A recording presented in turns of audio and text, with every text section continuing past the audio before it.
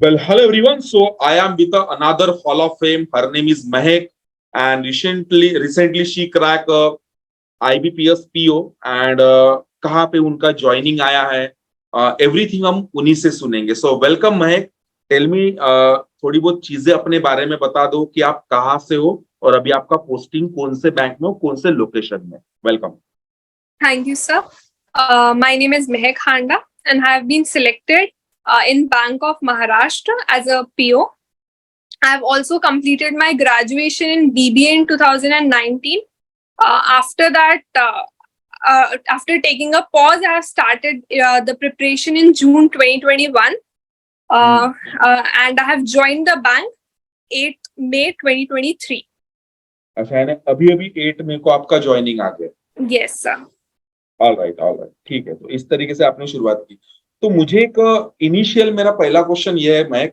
Well, before that guys, if you are preparing for the same examination that she has already recently crack, और उसके साथ उन्होंने I think और 2-3 examination crack किए, हम वो भी पूछेंगे. तो stay till then and watch this entire video.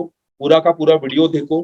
काफी तगड़े लेवल पे महक ने भी प्रिपरेशन किया हुआ है, जो कम्युनिटी की स्टूडेंट है. तो ऑब्वियसली उनके कम्युनिटी के स्टूडेंट होने के बाद भी उनके कुछ पर्सनल जो ओपिनियंस है या पर्सनल उनका खुद का एक्सपीरियंस है, वो भी इस पर्टिकुलर इंटरव्यू में शेयर होगा. और मैं हमेशा बोलता हूँ, वो single idea can change your entire life. So ego को साइड में रखना और पूरे इंटरव्यू में से हर एक चीज आप नोट डाउन करना एंड देन देखना कि उसमें से आप क्या मिस्टेक कर रहे हो और उस अप्रोच को आप किस तरीके से अपनी प्रिपरेशन में लगा सकते हो, यानी उसको आप उस अप्रोच को पिकअप कर सकते हैं. देन अकॉर्डिंगली आपका भी रिजल्ट है. ठीक है. सो मैं मुझे एक पहला क्वेश्चन ये कि एक्सेप्ट आईबीपीएस पीओ आपने और कौन से एग्जामिनेशन क्लियर किए? सर मैंने आरआरबी पीओ मेंस क्लियर किया था. फाइनल नहीं हुआ था उसमें, बट मेंस क्लियर हुआ था. आईडीबीआई का भी मैंने इंटरव्यू दिया है. यही दो एग्जाम्स, मतलब मैं मेंस तक, जैसे मेंस मैंने सारे दिए थे इस साल, जितने मेंस हुए थे मैंने सब दिए थे, बट मेंस ये क्लियर हुआ था. अच्छा, आपका आरआरबी पीओ में मेंस में स्कोर कितना था? मेंस में स्कोर 96.3 था. ओके. और आरआरबी का असिस्टेंट हमारा क्लियर नहीं हुआ क्या? दिया नहीं सर, नहीं सर. अच्छा, वो क्लियर नहीं हुआ. नहीं सर. उसका मेंस दिया था हमने. हाँ, मेंस मैंने सबके दिए थे इस साल. ऑलराइट. मुझे थोड़ा जानना है कि आरआरबी पीओ के प्रीलिम में हमारा स्कोर कितना था? मेरा स्कोर था 64. 64 था आरआरबी पीओ के प्रीलिम में. Yes sir. Awesome. And RRB assistant के प्रीलिम में score 75. Wow, awesome. And IBPS का जो हमने अभी फाइनल हमारा सिलेक्शन हुआ, उसके प्रीलिम में हमारा स्कोर कितना था? 72. उसके प्रीलिम में 72 स्कोर था. यस. अच्छा. एंड उसके मेंस में including essay and later writing 85.75. 85.75 हमारा जनरल कैटेगरी में सिलेक्शन हुआ है, राइट? Yes sir. उसमें से जो हमारे पूरे सब्जेक्ट है, वो सारे सब्जेक्ट का एक बार स्कोर भी बता दो, ताकि स्टूडेंट को भी पता चले कि मैं भी ले सकता हूँ इतना स्कोर या ले सकती हूँ. हाँ, बोलो. रीजनिंग में मेरा 19.5 था. करंट अफेयर्स में 16. इंग्लिश में 28.25 था. कॉन्स में 5.5 था. और जो ऐसे राइटिंग है उसमें 16.5 ऐसा कुछ था. 16 point something. Great. And interview में फिर आपका स्कोर कितना बना? 70. ऑसम, बहुत जबरदस्त. ठीक है. तो अभी जहाँ ज्वाइनिंग है वहां पे ऑफिस का कल्चर वगैरह थोड़ा बहुत? सर अभी तक तो मुझे काफी अच्छा कल्चर लग रहा है. एक तो रूरल पोस्टिंग है तो थोड़ा कम स्टाफ है, छोटा ब्रांच है, तो अभी काफी अच्छा है. ओके, बहुत जबरदस्त. अभी आपका जॉब प्रोफाइल में आपको क्या काम करना पड़ता? जनरल बैंकिंग है अभी.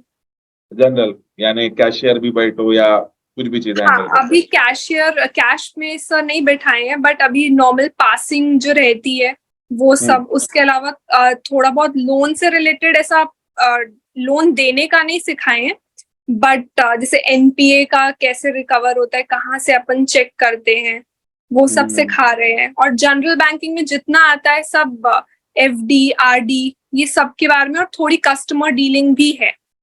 ओके. और इसका अभी ट्रेनिंग वगैरह कुछ है अभी तो हुआ या होने का है? नहीं सर, होगा ट्रेनिंग इसकी, अभी हुई नहीं है. आपको बैंक ऑफ महाराष्ट्र मिला है ना? Yes sir. Okay, very good guys. तो very good. So now we will come to the conclusion की जो मेन प्रिपरेशन की स्ट्रेटेजीज है उसके अंदर हम एंट्री करते हैं। तो मुझे ये जानना है मैं कि जैसे आप 2021 के आसपास I think you enter into the community, उसके पहले आपके माइंड में क्या चल रहा था कि मुझे बैंकिंग का ही पढ़ाई करना है, या ऐसा कुछ क्लियर कट था, या ऐसा कोई हुक आया कि नहीं मुझे यही प्रिपरेशन करना है, ऐसा कुछ? नहीं, एक्चुअली सर मेरे ग्रेजुएशन के बाद मैं एमबीए करने वाली थी, तो उसके लिए मैंने एक साल ड्रॉप लिया था। लेकिन जब अच्छा। 2020 में एडमिशन्स होने का था तो कोविड आ गया था और सब कुछ ऑनलाइन हो गया था। तो मैं बहुत कंफ्यूज हो गई थी उस पॉइंट पे कि मुझे क्या करना चाहिए। फिर धीरे धीरे मैंने सर्च किया पूरा, तो मेरे को फिर ये बैंकिंग का दिखा। तो मैं फिर इसकी प्रिपरेशन में पहले इसकी भी प्रिपरेशन स्टार्ट नहीं की थी, पहले पूरा सिलेबस देखी थी और कि मैं कितना कर सकती हूँ उसमें। फिर मैंने प्रिपरेशन स्टार्ट की धीरे धीरे वीडियोस के थ्रू। फिर स्टार्टिंग में तो लग नहीं रहा था होगा, पर धीरे धीरे फिर प्रैक्टिस करते करते फिर इसी में ही मैंने कंटिन्यू किया। ऑसम। यानी ऐसा कोई परफेक्ट हमारा रीजन नहीं था, बस लगा कि हमको इसका प्रिपरेशन करना चाहिए, और उसी चीज को हमने आगे बढ़ाया। हाँ सर, क्योंकि मेरा जो प्लान था एमबीए करने का वो बस मुझे ड्रॉप करना पड़ा था, तो फिर मुझे कुछ सेकंड करियर ऑप्शन चुनना था। तो then you started your preparation. Yes. तो when you enter into the preparation, तो अभी बेसिकली तो एक मोटा मोटा अगर हम आरआरबी का वगैरह सिलेबस पकड़ दे, we have 5 different kind of जो सब्जेक्ट है वो है, which include computer awareness also. तो इन 5 सब्जेक्ट में आपके लिए ऐसा कोई चैलेंजिंग सब्जेक्ट था जो आपको बड़ा चैलेंजिंग लग रहा था? हाँ सर, क्वांट्स ऐसा था कि मेरे को डे वन से ही मेरे लिए थोड़ा चैलेंजिंग था, क्योंकि मेरा बैकग्राउंड बीबीए था। तो ऐसा था कि मैंने मैथ्स वगैरह उतना पढ़ा, जबकि 12th तक मैंने मैथ्स पढ़ा था, बट उसके बाद भी 3 to 4 years का गैप था, मैथ्स मैंने छोड़ दिया था। तो स्टार्टिंग में वो बहुत ज्यादा चैलेंजिंग था मेरे लिए। बाकी सब सब्जेक्ट्स ऐसा थे कि रीजनिंग, इंग्लिश, ये सब ठीक था, और कंप्यूटर और जनरल अवेयरनेस तो सभी के लिए ऐसा है कि सबको पढ़ना ही पड़ेगा वो। पढ़ना ही पढ़ना, बराबर, ठीक है। तो फिर क्वांट के लिए आपका ऐसा कुछ जैसे एक तो चीज होती है कि जैसे पढ़ाते तो हमने भी पढ़ा दिया, सब कुछ करवा दिया, उसके बाद टेस्ट सीरीज के थ्रू भी हम काफी ज्यादा काम करते। तो क्वांट में जो थोड़ा बहुत कॉन्फिडेंस आया, जिसके हेल्प से आपने 3 मेंस भी दिए, उसके बाद सॉरी मेंस तो आपने लगभग दिए, 3 एग्जामिनेशन आपने क्रैक किए, उसमें से 2 के इंटरव्यू दिए, एक फाइनल हो गया। तो फिर तो ऑब्वियसली इसका कंक्लूजन यही निकलता है कि दिन मैंने मैथ्स को भी अच्छे से डील किया। तो उसके पीछे ज्यादा काम आपने मॉक्स के थ्रू किया, या आपने ऐसे चैप्टर वाइज टॉपिक के ऊपर ज्यादा टाइम बिताया?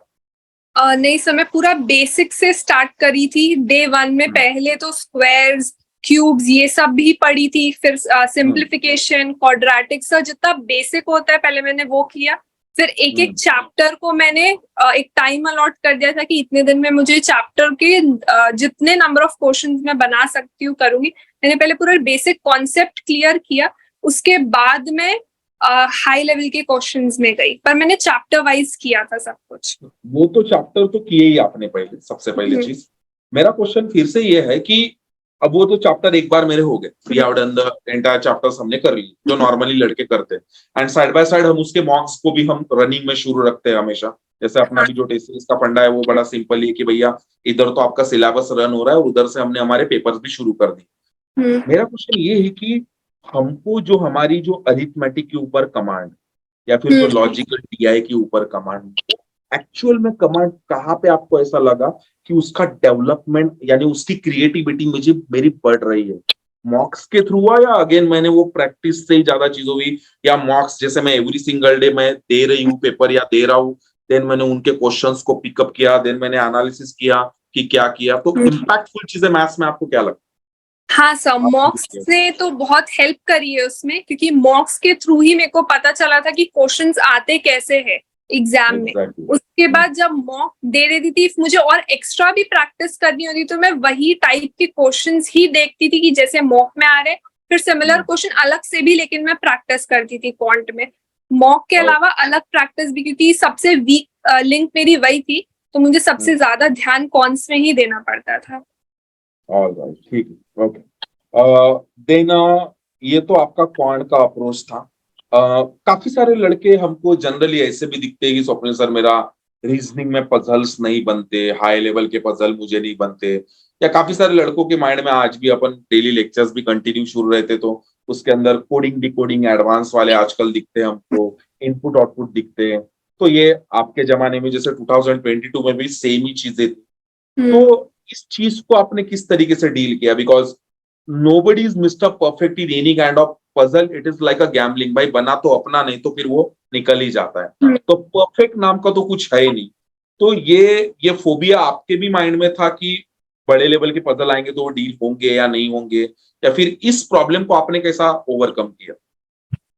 सर रीजनिंग के लिए तो मैं जो छोटे छोटे क्विजेज होते थे ना, जो टाइमर के साथ चलते हैं, वो क्विजेज में लगा के अपनी स्पीड बढ़ाती थी, क्योंकि इसमें रीडिंग स्पीड भी बहुत चाहिए होती है और उसके साथ अंडरस्टैंडिंग भी बहुत चाहिए होती है पजल्स बनाने के लिए।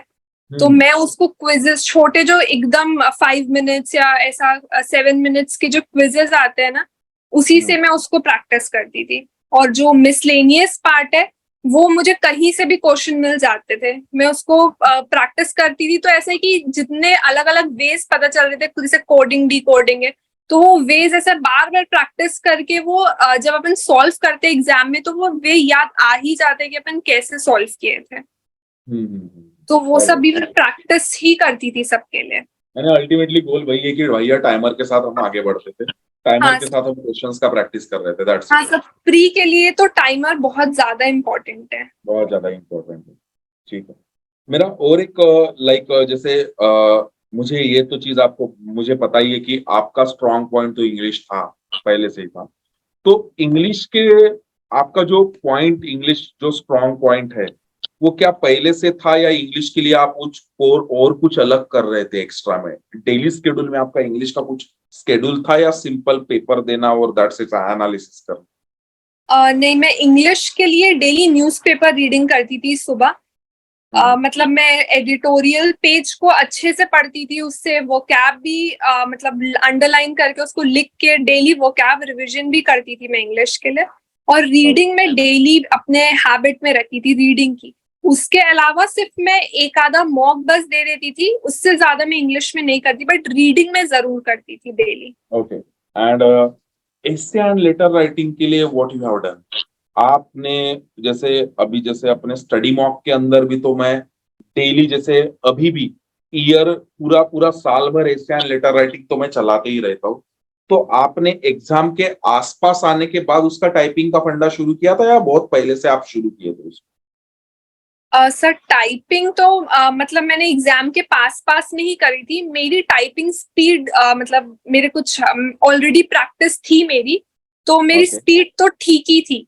मतलब मैं टाइपिंग अच्छे से कर लेती थी। बाकी मेन जो कंटेंट था ना, उसके लिए जब एग्जाम्स थोड़े मतलब मैं प्री देने के बाद उसकी प्रिपरेशन की थी। मतलब प्री से पहले मैंने कभी ऐसे के लिए नहीं किया था। जो टॉपिक्स थे कि अभी आ सकते हैं, जो टॉपिक्स या जो प्रीवियस ईयर आ चुके हैं उनसे रिलेटेड टॉपिक्स, तो उनका कंटेंट। और उसके अलावा मैं न्यूज़पेपर रीड करती थी, तो मुझे वहां से भी कंटेंट मिल जाता था। और उसके बाद मैं जो टॉपिक्स अभी है उसको भी पढ़ के जाती थी। Okay, awesome. तो फिर मुझे एक और क्वेश्चन मेरे माइंड में आ रहा है कि आपने ऐसे का कोई फॉर्मेट मेंटली डिसाइड किया था कि पहले मैं ये लिखूंगी? अगर कोई भी टॉपिक है जैसे वुमेन इंपावरमेंट के बारे में अगर सिंपल है, तो have you made in your mind की इनिशियली, बिकॉज हमारे पास उतना समय नहीं होता है, और जैसे वो भी मैं इंटरनली ऑलरेडी पढ़ा चुका हूँ कि पहले ये चीजें, तो आपके पॉइंट ऑफ व्यू से आप क्या रेशो आपने रखे थे कि आपने ऐसे भी लिखा, लेटर भी लिखा? तो मैं पहले से ही मतलब इफ मैं सोची थी फॉर्मल लेटर, एक टॉपिक ऐसा आता है जो मुझे पता होगा अच्छे से, तो मैं फॉर्मल लेटर ही लिख कर आऊंगी, क्योंकि उसका जो कंटेंट रहता है वो काफी ज्यादा अपन को याद ही रहता है। बिल्कुल, मैक्सिमम। तो वो टाइम सेविंग रहेगा कि मैं ऐसा मतलब, क्योंकि 10 नंबर का ही था लेटर राइटिंग, तो उसमें मुझे टाइम सेव करना था। तो मतलब जो उसमें आया पूछा था टॉपिक, वो ऐसा था कि मुझे आता था, मतलब उसका कंटेंट पूरा वही था।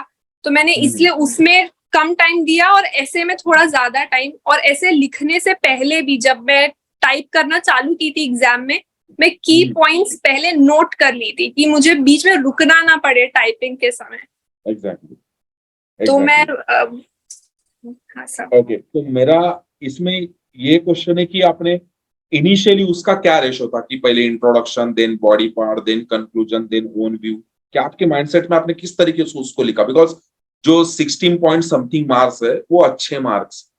हम्म। अभी लाइक बाकी के भी आपके जो आपके आप अपने बैच के जो बाकी के भी लड़के लगे, मुझे मैक्सिमम स्कोर 15 दिखा है, एक का ही 19 के आसपास स्कोर दिखा है। तो ये जो 16 टू 19 के आसपास स्कोर है, ये बहुत अच्छा स्कोर है। And that is why I am asking you कि क्या हायरार्ची आपने उसके लाइक ऐसे में क्या फॉलो किया था? पहले तो टॉपिक को इंट्रोड्यूस किया था, उसके बाद उसी से रिलेटेड मैंने कंटेंट डाला था, और इफ वो टॉपिक ऐसा है कि उसके बारे में करंट अफेयर्स में कोई स्टैट्स है तो मैं उसको जरूर डालती थी, क्योंकि न्यूज़पेपर से मुझे वो स्टैट्स तो पता रहते थे। तो मैं Okay. जो करंट अफेयर्स में उस टॉपिक से रिलेटेड चल रहा है उसको जरूर डालती थी। उसके बाद फिर लास्ट में जाके मैं इंट्रोडक्शन देती थी, हम्म। लास्ट में जाके कंक्लूजन देती थी, sorry sir. Okay, no problem, ठीक है। तो लास्ट में जाके कंक्लूजन है। मेंटली हमने 3 पार्ट में उसको डिवाइड किया। तो पॉइंट नंबर 1 कि I just first introduce about it कि क्या टॉपिक है, उसका इंट्रोडक्शन क्या है। देन मैंने उसके हाईलाइटिंग पॉइंट्स विच इंक्लूड्स, आपने एक अच्छी चीज ऐड की गाइज, आप इसको नोट डाउन कर सकते हो कि वो जो उनका जो डेली रीडिंग का एक हैबिट है, उस रीडिंग के हैबिट में से जो करंट अफेयर से रिलेटेड, अगर उस पर्टिकुलर टॉपिक से रिलेटेड अगर कोई न्यूज है, तो she was like pickupping same kind of stuff. और ये ओरिजिनल एग्जामिनेशन में आपके साथ ये हुआ है कि करंट अफेयर के रिलेटेड जो टॉपिक था, उससे करंट में जो न्यूज थे वो आपने डाले, and then she conclude the things. ठीक है, तो वंडरफुल, बहुत बढ़िया। तो चलो, इंग्लिश के लिए आपका ये अप्रोच था, रीजनिंग के लिए वी हैव ऑलरेडी डिस्कस, कॉन के लिए वी हैव ऑलरेडी डिस्कस। फिर आता है एक करंट अफेयर। तो जनरल अवेयरनेस के साथ आपका डील, आपने किस तरीके से डील किया उसको? जैसे जनरली जनरल जैसे मार्केट में एक तो वीडियोस बेस्ड भी मटेरियल बहुत अवेलेबल है, पीडीएफ बेस्ड भी बहुत मटेरियल अवेलेबल है, जैसे अपना भी पीडीएफ है या काफी सारे प्लेटफॉर्म के भी पीडीएफ है।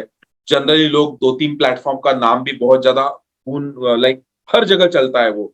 शायद आपने भी वो कम्युनिटी के कोई स्टूडेंट से या कोई फ्रेंड से लाइक समझ के आपने भी एक कंटेंट पकड़ा होगा और देन आप भी चला रहे होंगे। तो आपने कहाँ से और किस अप्रोच से आपने अपने करंट अफेयर को आगे बढ़ाया? करंट अफेयर्स के लिए सर मैं डेली रीडिंग करती थी करंट अफेयर्स की। जो भी कंटेंट था मैं वीकली पीडीएफ को डेली पढ़ती थी, मतलब उसमें जो भी था मैं डेली पढ़ती थी। मतलब मैं थोड़ा थोड़ा वीकली जो पीडीएफ आती थी उसी पीडीएफ को पूरा वीक थोड़ा थोड़ा आधा आधा करके पढ़ती थी। और आपने डेली रोज के कंटेंट को नहीं पढ़ा, जो डेली रिलीज होता है उसको नहीं पढ़ा? नहीं, डेली वाला नहीं पढ़ती थी। मैं पीडीएफ को प्रिंट करके उसमें आउटलाइन, मतलब जो मुझे हाईलाइट करने के पॉइंट्स लगते थे मैं उसको हाईलाइट कर लेती थी, और मैं वही पॉइंट्स एग्जाम के टाइम में वही पीडीएफ उठा के सिर्फ वही पॉइंट्स देख के जाती थी जो मैंने हाईलाइट किए हुए पहले से। ओके। तो फिर आरआरबी पीओ में हमारा करंट अफेयर का स्कोर याद आता है कुछ आपको? सर शायद 10 था। अच्छा, 10 था, यानी कम ही था। हाँ, कम था। ओके, ठीक है। क्योंकि जैसे जो अप्रोच आपने फॉलो किया, 16 मार्क्स आपको भी लाइक आईबीपीएस पीओ के मेंस में मिले। मुझे ऐसा लगता है बिकॉज अपने कम्युनिटी का टॉपर 97 स्कोर है जो आईबीपीएस पीओ और एक बने हैं। तो उनका स्कोर करंट अफेयर में अच्छा है। आई थिंक अच्छा का मतलब आई थिंक 26 के आसपास है उनका स्कोर। ठीक है। तो द पॉइंट वही है कि and when I asked him, उन्होंने इंटरव्यू तो नहीं दिया था, वो अभी तक दिया नहीं है, वो कॉल पे इन जनरल बात हुई थी। तो चीजें जनरली करंट अफेयर में मैं हमेशा ही बोलता हूँ कि आप तो वीकली कर रहे थे, लेकिन मैं हमेशा बोलता हूँ कि डेली करो और हॉट न्यूज निकालो, जो इंपॉर्टेंट न्यूज आपको लगते हैं, जो आपने भी हाईलाइट करके रखे। तो जनरली अभी स्टूडेंट का, जैसे मैं बताता भी हूँ, किया make a separate copy for it कि आपको जो इंपॉर्टेंट न्यूज लगता है उसका हेडिंग लिख के रखो, सो दैट उस न्यूज से रिलेटेड अगर कोई डेटा पूछता है तो बड़ी अच्छी बात हो जाएंगी, बिकॉज आपका वो रीडिंग में रहेगा ऑलरेडी लाइक पोर्शन। एंड अगर उसमें अगर डेली वाला अगर रहता है तो काफी अच्छा हो जाता है। अच्छा, मुझे मैं एक चीज पूछना है। अच्छा, और एक क्वेश्चन मैं जानना चाहता हूँ, कंप्यूटर अवेयरनेस में आपका स्कोर क्या था आरआरबी का? या कंप्यूटर अवेयरनेस आपने आरआरबी के लिए तो पढ़ा ही होगा? हाँ सर, उसमें मेरे को 20 स्कोर आया था। 20? वो 20 का 20 mark, I think 20 mark out of 40 20 आया था। अच्छा, लेकिन वो तो 40 क्वेश्चन 20 मार्क्स का है ना? सर पहले जो स्कोर कार्ड में स्कोर आता है वो आउट ऑफ 40 आता है, फिर वो बाद में 20 में नॉर्मलाइज हो जाता है, मतलब हाफ हो जाता है फिर। हाँ तो वो तो आउट ऑफ तो 20 वो जैसे 10 आया। 40 क्वेश्चन थे, जैसे हाँ। एग्जामिनेशन के पैटर्न में भी दिखाते कि 40 क्वेश्चन है 20 मार्क्स मिलेंगे। Yes sir. तो हाँ, तो आउट हमको तो 20 में से मार्क मिलना चाहिए फिर। आउट ऑफ नहीं सर, जो स्कोर कार्ड था उसमें आउट ऑफ 40 ही था, लेकिन हाँ, टोटल स्कोर में वो नॉर्मलाइज होके टोटल होता है फिर। अच्छा, टोटल स्कोर में नॉर्मलाइज होके अपना हाँ। लाइक लाइक यानी सीधे हिसाब से हमको 20 में से भैया 10 मार्क मिले, यस सर, यस सर। यानी 40 में से अगर 20 मिले तो लाइक 20 में से हमको 10 मार्क मिले, ऐसा है ना, क्यू हाँ। 0.5। ओके ऑसम, ठीक है। तो ये एक चीज हो गई। तो कंप्यूटर अवेयरनेस का आपने रीडिंग पहले से शुरू किया था या ऑन स्पॉट कुछ शुरू किया आप? सर सिर्फ 1 मंथ पहले ही मैंने पढ़ा था कंप्यूटर अवेयरनेस। तो ये बुरी न्यूज है, ठीक है। गाइज आप ऐसे मत करना, ठीक है। पहले से पढ़ना चाहिए मेरे हिसाब से। अभी भी हमारे आरआरबी पीओ की इस साल के एग्जामिनेशन को 2 महीने तो पक्का है मेरे हिसाब से। जो भी इंटरव्यू देख रहा है प्लीज आप पहले से पढ़िए, ठीक है। She got the final selection, लेकिन आरआरबी पीओ नहीं बनी है, मैं आईबीपीएस पीओ बनी, ठीक है। तो आप पहले से पढ़ो। देन मेरा, ओके, तो ये सब्जेक्ट रिलेटेड हो गया। मैं आपका डेली शेड्यूल क्या था? डेली में ऐसा था कि मैं मॉर्निंग आवर्स को, मतलब मॉर्निंग आवर्स में ट्राई करती थी कि ज्यादा से ज्यादा पढ़ सकूं, बहुत क्योंकि मेरी जबरदस्त। पहला स्टडी, पहला हमारा हाफ प्रोडक्टिव वाला, ज्यादा हाँ, प्रोडक्टिव वाला। तो मैं सुबह जितनी जल्दी से जल्दी उठकर पढ़ सकूं मैं वो ट्राई करती थी कि पढूं। उसके बाद स्टार्टिंग का डे में स्टार्ट ही मैं न्यूज़पेपर रीडिंग से करती थी, क्योंकि मेरे लिए वो थोड़ा सा बोरिंग टास्क था न्यूज़पेपर रीडिंग करना। ओके। तो इसलिए मैं उस सबसे स्टार्ट में उसको कर लेती थी, हाफ एन आवर, कभी 45 मिनट्स, मतलब मुझे जितना लगता था कंटेंट उस दिन का है वो पढ़ के। उसके Okay. बाद जैसे प्री अगर थोड़े पास में है और जो मेरा वहां पे स्लॉट रहता था उसके अकॉर्डिंग फिर मैं मॉक देती थी। मेरा ज्यादातर जो स्लॉट था वो 8 o'clock वाला ही आता था सुबह, मोस्टली ऐसा ही था। तो मैं उसी टाइम पे मॉक देती थी कि मुझे उधर जाके भी मतलब वो प्रैक्टिस रहे मेरी। तो वो फिर मैं, हमको टाइमर की हाँ, हैबिट हो जाएगा। हाँ, तो फिर मैं मॉक दे के उसको एनालाइज करती थी। उसके बाद फिर मुझे जो वीक पॉइंट्स लगते थे फिर मैं वो ट्राई करती थी वो दिन भर में मैं वो ही चीजों को पढूं। और मैं ऐसा ट्राई करती थी या आफ्टरनून में या तो इवनिंग में, कभी भी 1 या 1.5 घंटा में करंट अफेयर्स पढ़ती थी। उसके लेकिन अलावा मैं, उसका टाइम फिक्स नहीं था हमारा करंट हाँ, अफेयर। उसका फिक्स नहीं था, वो मेरे को जैसा जब मन करता था कि या तो आफ्टरनून या इवनिंग, जब भी मन करता था। उसके अलावा शॉर्ट ब्रेक्स लेके ही पढ़ती थी, क्योंकि कंटिन्यूअसली नहीं हो पाता था। और मतलब जो मेरा मेन जो पढ़ने का जो स्केड्यूल बनता था वो मेरे मॉक से ही होता था। जो मॉक में मुझे ऐसा लग रहा है कि आज ये मेरी वीकनेस है तो मैं उस पे फोकस करती थी। और जब एक बार प्री के लिए मैं अच्छे से प्रिपेयर हो चुकी थी तो मैं ज्यादातर मेंस का ही प्रैक्टिस करती थी। जब तक प्री का करती थी तब तक मैं टॉपिक वाइज ही करती थी। तो टॉपिक तो मेरा पहले से डिसाइडेड रहता था कि आज मेरे को ये पढ़ना है, आज वो पढ़ना है, तो उसी के अकॉर्डिंग पढ़ती थी दिन भर। ओके। अच्छा, मैं की स्पीड कैसी बन गई प्रिपरेशन में अभी एंडिंग के दिनों में 2022 के एंडिंग में? स्पीड के बारे में आपको थोड़ा टेंशन आता था या स्पीड लगभग अच्छी आ गई थी? हाँ सर, स्टार्टिंग में तो स्पीड उतनी नहीं थी, लेकिन जो स्पीड मेरी आई है वो सिर्फ मॉक से ही आई है। और मैं मॉक का मेरा ऐसा था कि जब मैं प्रिपरेशन स्टार्ट की थी विद इन 10 days ही मैं मॉक देना स्टार्ट कर दी थी, जबकि मेरा कुछ भी बेसिक क्लियर नहीं था। लेकिन मैं मॉक्स देना स्टार्ट कर दी थी, क्योंकि मॉक से ही काफी सारी चीजें जो मैं मॉक से ही सीखी थी कि कैसे टैकल करना है क्वेश्चंस को, क्या करना है। तो वो मैं मॉक देते देते धीरे धीरे अपने आप ही वो स्पीड डेवलप हो गई थी। और वो सिर्फ टाइमर के साथ ही हुई थी स्पीड डेवलप। ये बहुत अच्छा पॉइंट आपने ऐड किया है, जो अक्सर मैं बोलता हूँ कि जैसे अपने अपने कम्युनिटी में भी 21 डेज के बाद हम सीधा मॉक के अंदर लड़कों को जंप करवाते, लेकिन बेसिक मॉक के हिसाब से। बट ये एक पॉइंट एवरी इंडिविजुअल जो फ्रेशर भी इसको देख रहा है या अगर कोई सीनियर भी इसको देख रहा है, अगर वो इस भ्रम में है यारा कि मैं पीडीएफ के बंडल उठा के या पीडीएफ के कुछ नोट्स उठा के अगर मैं प्रैक्टिस कर रहा हूँ, उससे बड़ा इम्पैक्ट है टाइमर के साथ प्रैक्टिस करने का। हमारा राइट और रॉन्ग है? बराबर है नहीं ये चीजें? Yes sir. वही सबसे बड़ी मिस्टेक करता है स्टूडेंट। ये मिस्टेक है यार। दूसरा, अगर आपको ये लग रहा होगा कि जब मेरा प्रिपरेशन हो जाएगा then I will start giving the mocks, तो शी हैज ऑलरेडी मेंशन कि लाइक मैंने तो 10-15 दिन में अपने मॉक शुरू कर दिया। आपको भले ही आपका स्टैंडर्ड ना हो, मैं ये नहीं बोला यार, आज आप 10-15 दिन में आपका सिंप्लीफिकेशन आराम से हो जाता है, सीरीज जैसी चीजें हो जाती है, क्वाड्रेटिक इक्वेशन हो जाता है, तो यही आपके प्रीलिम में 10-15 मार्क का आना शुरू हो जाता है।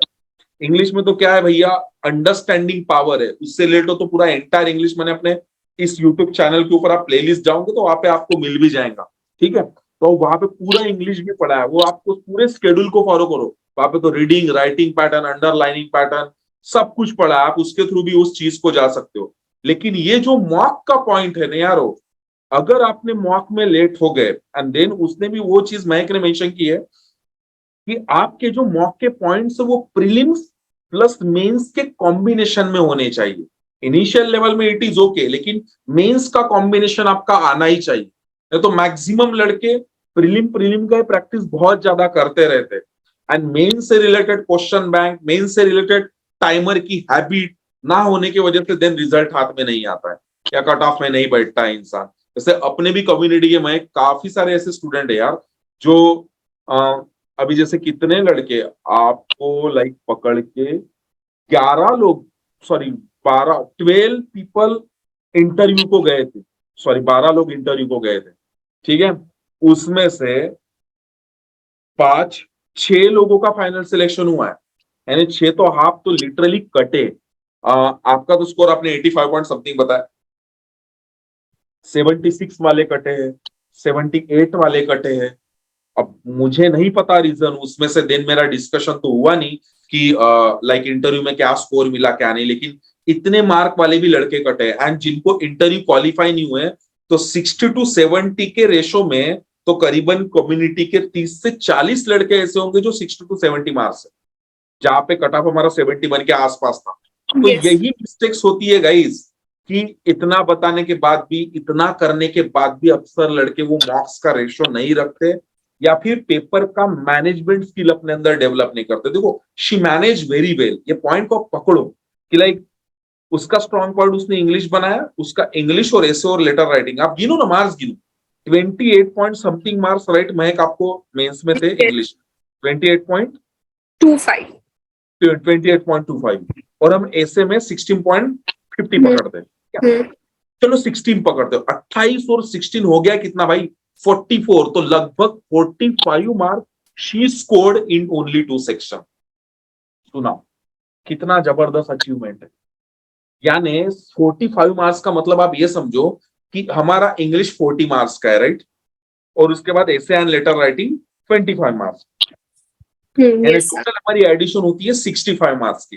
तो 65 मार्क्स में से आज 13 करीबन 26 आपने लाइक कितने मार्क्स लिए, 45 मार्क्स लिए, तो 5 और 15 20 मार्क अगर कम करते हैं 65-70% मार्क उसको, 2 ही सब्जेक्ट 2 ही टॉपिक, यही तो सबसे बड़ी अचीवमेंट है। तो आप लोगों को अगर आपको ऐसा लगता होगा कि जैसे महक हैज ऑलरेडी मेंशन कि स्वप्निल सर मेरा, मुझे मैथ्स में थोड़ा डर भी लगता था, मैंने उसका प्रैक्टिस भी किया है, मार्क्स भी लाइक 5 पॉइंट समथिंग मार्क्स है।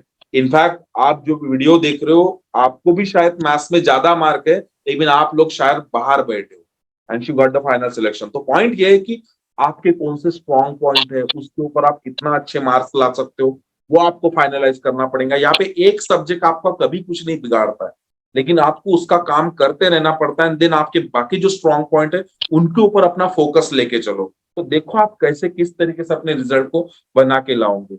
ऑलराइट महक, मेरा एक क्वेश्चन ये है कि जनरली मार्केट में ना हमको 2 टाइप के लड़के प्रिपरेशन करते हुए देखते हैं। एक तो है सीनियर, जिन्होंने 2-3 साल से प्रिपरेशन कर रहे हैं एंड जिन्होंने प्रीलिम क्रैक किया हुआ है लेकिन जिनके मेंस नहीं निकलते हैं। तो एक सीनियर स्टूडेंट के लिए आपका क्या एडवाइस जाए, जो अभी भी इस साल अभी 2022 में नहीं लगे और जो 23 में करने वाले? सर मैं अपने एक्सपीरियंस से बोलूँ तो जब 2021 में मैंने प्रीलिम्स दिया था, मेरा सिर्फ प्रीलिम्स 1 या 2 सिर्फ IBPS प्योर क्लर्क का ही क्लियर हुआ था।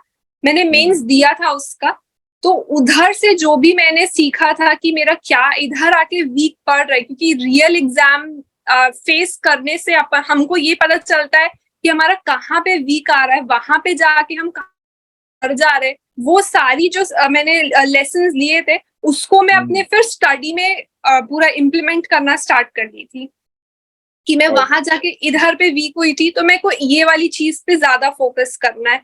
मेरे से पजल्स नहीं बन रहे थे मेंस के वहां पे जाके, तो मैंने पजल्स पे बहुत ज्यादा फोकस किया था। मैंने वहां पे ये चीज नोटिस की थी कि इनपुट आउटपुट कई बार 2 मार्क्स का आ जाता है और 4 क्वेश्चन थे, तो सर 8 मार्क्स ऐसे ही आ जाते।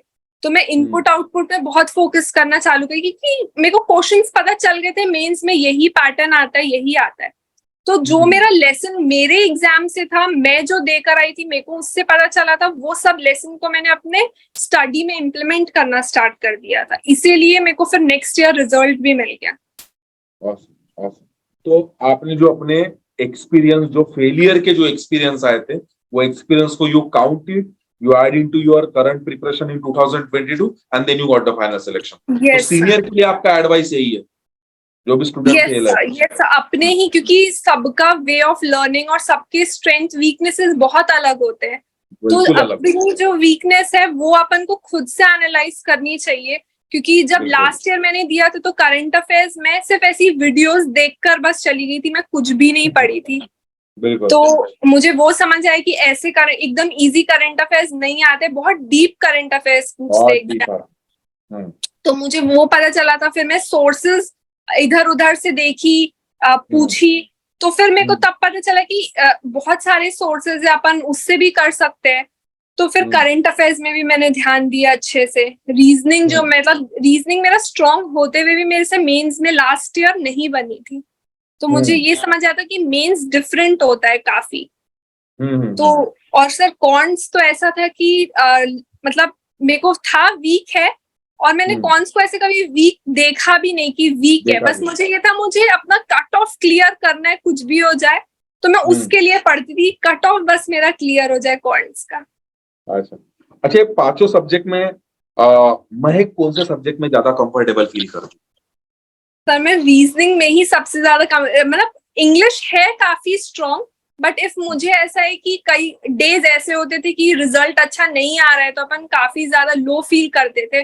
तो इफ मुझे वापस पढ़ने बैठना है तो मैं रीजनिंग से ही स्टार्ट कर दी थी, क्योंकि वो मुझे काफी चीयर अप कर देता था। तो रीजनिंग मेरा हमेशा से फेवरेट सब्जेक्ट ही रहा था।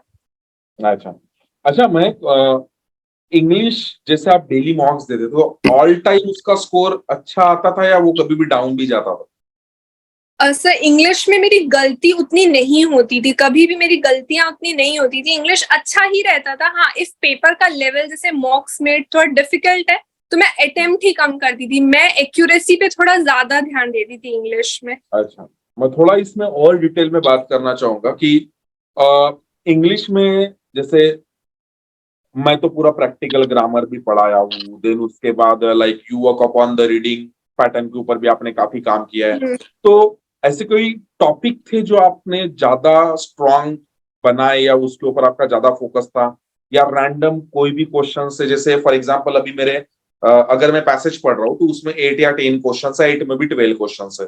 तो देन अगर मैंने पूरा एक आरसी पढ़ा है तो मेरा यही मोटो रहता था कि आरसी में से पूरे क्वेश्चन उठाना है या फिर 2-4 उठाना है जो मुझे बनते हैं वो, या फॉर एग्जांपल पैराजम्बल से या क्लोस्टे से। तो आपका ऐसा अप्रोच क्या रहता था इंग्लिश का सेक्शन शुरू होने के बाद? इंग्लिश में सबसे पहले तो जो सारे मिसलेनियस क्वेश्चंस होते थे, वो चाहे ग्रामर रिलेटेड हो, वो कैब रिलेटेड हो, कुछ भी फिलर्स हो, मैथ्स द कॉलम हो, ऐसे बहुत सारे मिसलेनियस क्वेश्चंस होते। तो पहले मैं, क्योंकि वो काफी कम टाइम लेते हैं कंपैरेटिव, तो पहले मैं वो सारे क्वेश्चंस को करके फिर पैसेज, जैसे मेंस में ऐसा है कि 2 to 3 पैसेज मिनिमम तो आता ही है मेंस में। तो उसमें से जो मैं पहले क्वेश्चंस देखती थी, इफ क्वेश्चंस ऐसे डायरेक्ट क्वेश्चंस रहते थे ना, तो मैं वो पैसेज को ट्राई करती थी। और जो टॉपिक है उस पैसेज का मैं थोड़ा उससे अवेयर भी हूँ, एकदम ही हिस्ट्री में आ गया जिससे मैं कंफर्टेबल नहीं हूँ टॉपिक से, तो वो टॉपिक को मैं नहीं छूती थी। और करना है हाँ, उसको मैं नहीं, क्योंकि सब वो उसका मेरे को कंटेंट समझ ही नहीं आता था रीड करने के बाद भी, क्योंकि वो हिस्ट्री वगैरह मेरा नहीं फॉटे था। हाँ, जो न्यूज़पेपर में जो मैं रीडिंग करती थी ना, जो टॉपिक्स, उससे अगर आ गया करंट इश्यूज है या ऐसा पॉलिटिक्स, इकोनॉमिक्स, ये सब मेरे को समझ आ जाता था क्योंकि मेरा पढ़ा हुआ भी था, तो उसके जो वर्ड्स होते थे मैं समझ लेती थी इजिली। तो वो सब का सॉल्व करती थी, और उसके अलावा जो बाकी पैसेज में नहीं सॉल्व कर रही हूँ, तो उसका वोकैब, उसका ग्रामर, वो सब मैं सॉल्व करती थी। जो उसका सिर्फ पैसेज से रिलेटेड क्वेश्चन होता था वो मैं छोड़ देती थी, वो मैं स्किप कर देती थी। लेकिन बाकी उसमें भी जो और आता ही है, एटलीस्ट 2 to 3 क्वेश्चन मिसलेनियस रहते ही है पैसेज में भी, तो वो मैं सॉल्व करती थी। लेकिन बाकी क्वेश्चंस में स्किप कर देती थी। बहुत जबरदस्त। यानी you have to play the smart game कि मैं कहाँ से जल्दी क्वेश्चन उठा सकती हूँ, है ना, सीधे सीधे Yes. वर्ड में। जैसे इनफैक्ट कैट में या when I was also preparing for the bank examination, जब मैंने एसबीआई भी क्रैक करा था, तो मेरा भी सीनियर लड़कों को यही एडवाइस है कि यार वो एक्सपीरियंस आ ही जाता है कुछ दिनों के बाद।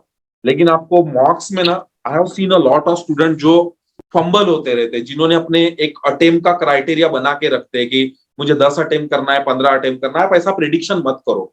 आपने सारे टॉपिक पढ़े हुए भैया, आपने रीडिंग कॉम्प्रिहेंशन पढ़ा, मैथ्स द कॉलम पढ़ा, एरर पढ़ा। अच्छा, महक आपने ग्रामर के ऊपर कमांड लाई थी क्या? सर, मैं जब इनिशियली स्टार्ट की थी तब मैं ग्रामर पढ़ी थी, ऐसा नहीं मैंने स्किप कर दिया था उसके रूल्स। मैं ग्रामर के पूरे रूल्स पढ़ी थी। और उसके बाद जो मैं रूल्स पढ़ती थी ना, इफ मुझे न्यूज़पेपर में थोड़ा बहुत भी उससे रिलेट कर पाती थी तो मैं ट्राई करती थी मैं उससे रिलेट कर लूं न्यूज़पेपर में। तो उससे मुझे कुछ रूल्स याद हो जाते थे, मतलब ऐसा था कि वो एग्जाम में अपने आप ही दिख जाता था मुझे कि ये ऐसा है। क्योंकि अगर मैं रिलेट नहीं कर पाती थी, मैं रूल्स याद बिल्कुल नहीं रख पाती थी, क्योंकि इतने रूल्स है और सर एक्सेप्शंस उसके बाद।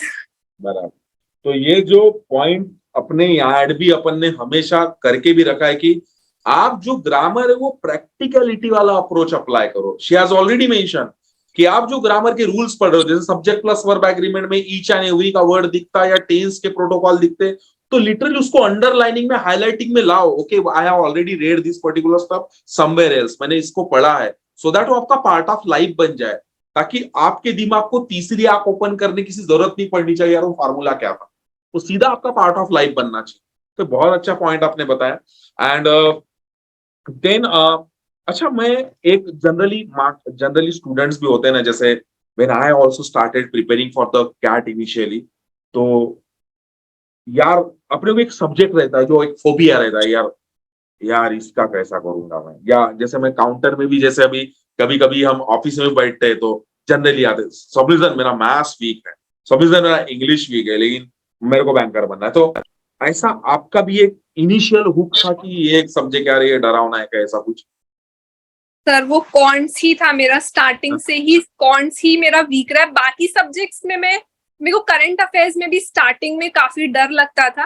कॉन्ट्स तो ऐसा है कि प्रैक्टिस से हो भी जाएगा, बट करंट अफेयर्स मुझे बोरिंग भी लगता था स्टार्टिंग में, समझ में भी नहीं आता था। काफी सारे जो डिफेंस न्यूज है ये सब मुझे बिल्कुल समझ नहीं आती थी।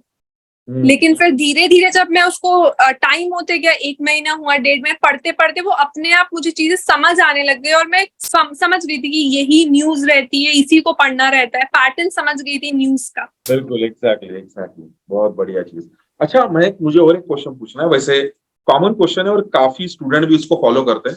आपने करंट अफेयर को रेगुलरली 2022 में लेके चला? हाँ, मैं या कौन से एकदम मंथ से, या कौन से मंथ से ऐसा कुछ फाइंड? सर, मैं पूरा पढ़ती थी, मतलब मैंने जनवरी से पूरा क्योंकि मैं 2021 में भी प्रिपरेशन कर रही थी, तो ऐसा था कि आईबीपीएस पीओ जो 2021 का था वो जनवरी में हुआ था। उसके बाद फेब से, जनवरी में मैंने उस समय पढ़ लिया था, फिर फेब ये सब भी मैंने पढ़ा था। लेकिन जब एग्जाम टाइम था तब मैंने मई और जून से ही किया। आरआरबी में मैं पूरे के पूरे। हाँ, लेकिन सर पढ़ा मैंने पूरे मंथ्स का था, लेकिन जब एग्जाम आया था तो मैं 6 मंथ्स का ही पढ़ के जाती थी, जो रिविजन करती थी वो 6 हाँ। ओके, बहुत बढ़िया, ठीक है।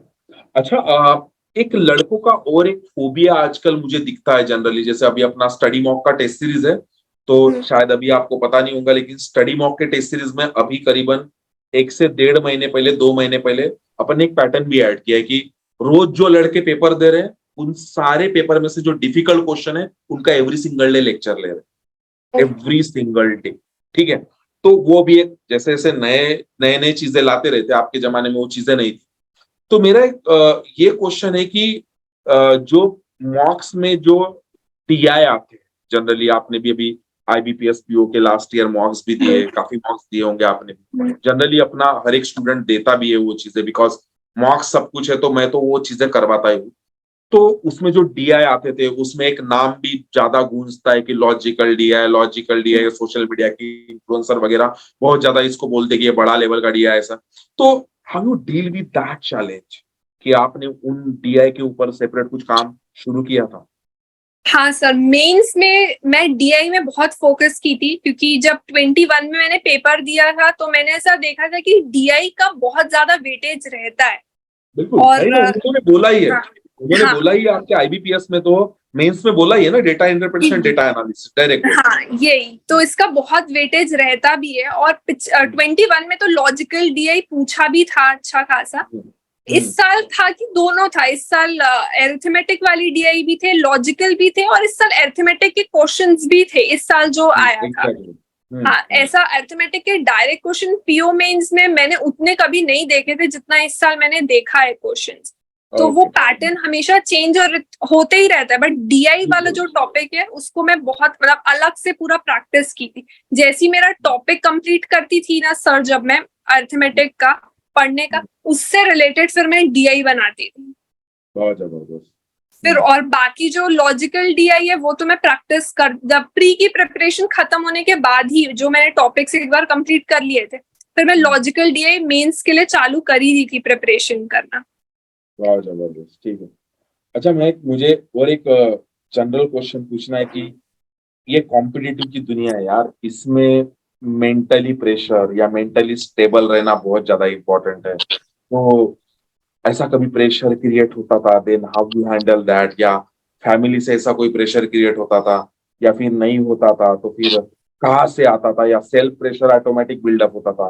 तो उसके लिए वो चीजें, क्योंकि काफी सारा सीनियर, हर बेचारा इंसान, जैसे अभी एडीओ ऑफिसर भी अपने कम्युनिटी से 9 लड़के इंटरव्यू के लिए जा रहे हैं अभी जस्ट अपने ये इंटरव्यू के बाद, और अभी कंटिन्यू अभी इंटरव्यू है शाम को, ठीक है, अभी इंटरव्यू है। तो पॉइंट वही है कि यार काफी सारे ऐसे भी लोग हैं जो फेल हुए हैं, तो वहां से उभरने के लिए दिन महक क्या करते हैं? सर, सबसे पहले तो मेरे पेरेंट्स बहुत ज्यादा सपोर्टिंग थे। मतलब हर बहुत बढ़िया। फेलियर के बाद मुझे ऐसा बोलते थे कि something good is waiting for you करके, this is not made for you. Exactly. तो वो लोग मुझे बहुत मोटिवेट करते थे, बहुत ज्यादा उन्हीं का सपोर्ट था पूरे टाइम में। और बट फिर भी वो लोग के मोटिवेट करने के बाद भी ऐसा पॉइंट आता था कि जब मैं ब्रेक डाउन हो जाती थी, क्योंकि ये सेकेंड ईयर था मेरा प्रिपरेशन का।